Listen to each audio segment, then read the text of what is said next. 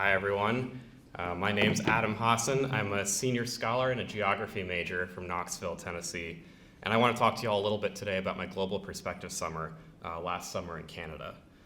But before I begin, when I was in your shoes 4 years ago, I was wearing tennis shoes and jeans and a sweatshirt, and I arrived an hour late because I thought this was an optional breakfast. So if you relate to any aspect of that, you're not alone, and you're still very qualified for the scholarship, and you shouldn't be concerned. So congratulations again, and welcome to Carolina.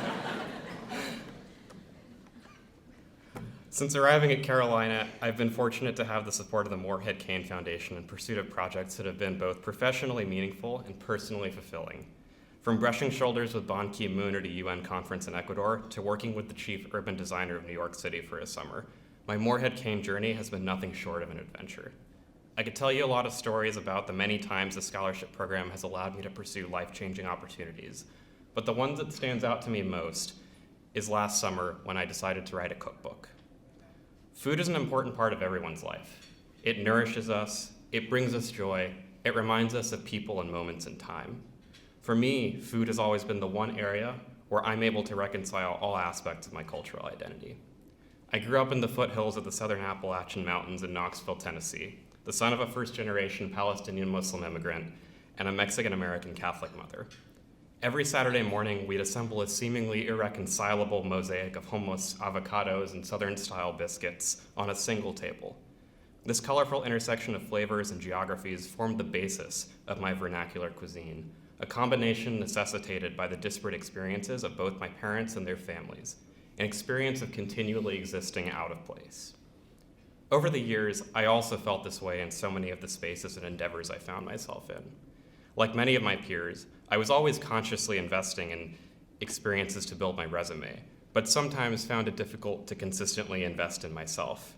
So when I came to the foundation with the idea to write a cookbook as the most authentic way of telling my story, they supported me 100%.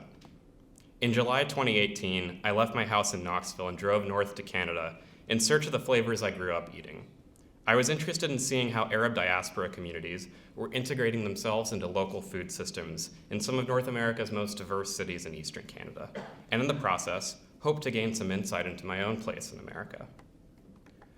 Long before I left for Canada, however, I spent months planning where I would go and what I would eat, and who I was interested in talking to. With the help of family, friends, and contacts I had in Canada, I planned an itinerary that would take me through home kitchens, restaurants, markets, tea shops, fishing villages, cities, and towns of all shapes and sizes. The project also taught me that the experience of Arab immigrants in Canada cannot be distilled to a single type of cuisine. I ate Italian food in Lebanese-owned restaurants in Prince Edward Island, talked with Palestinians over bagels at a Jewish deli in Montreal, and tasted commonalities in cuisines inspired by the flavors of the Eastern Mediterranean through hybrid foods like the famous Halifax donair. I was able to interact with Arab restaurateurs and vendors, hear their stories, and relate them to my own family experiences. But I came to realize through these intersections of culture and food that finding ways to exist in place are as much about how we share our traditions with others as they are about how we find comfort in the communities we exist within. Over the course of my month in Canada, I drove 8,000 miles, visited 17 states and provinces, ate over 90 falafels, connected with old family and friends, bought a lobster trap from a one-armed fisherman in Nova Scotia, listened to approximately 60 hours of CBC Radio 1, and tasted some of the best hummus I've ever had in my life. I like to think of this cookbook as a work in progress. As I came to find out in my summer, it takes a long time to write a good cookbook.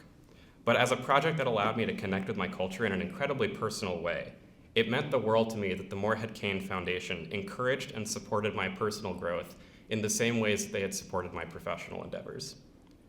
With a clear intention to gain a deeper understanding of myself and the places I come from, food has required a new imperative that challenges me to grow and reflect on how I choose to engage with my background moving forward.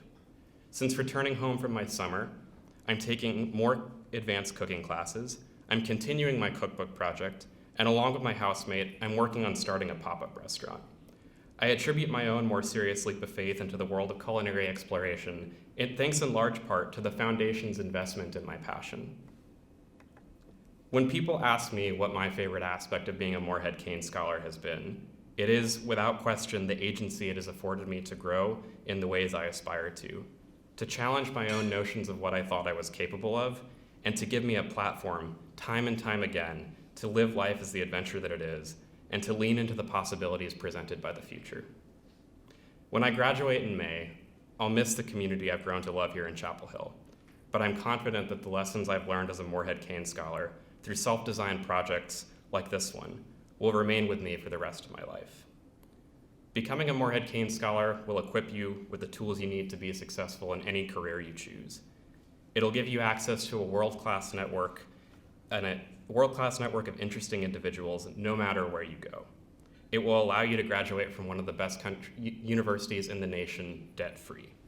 But it will also give you the confidence and resources to excel in the areas that make you unique, talented, and well-rounded individuals for the rest of your lives. I encourage you to embrace this opportunity and to champion the journey before you.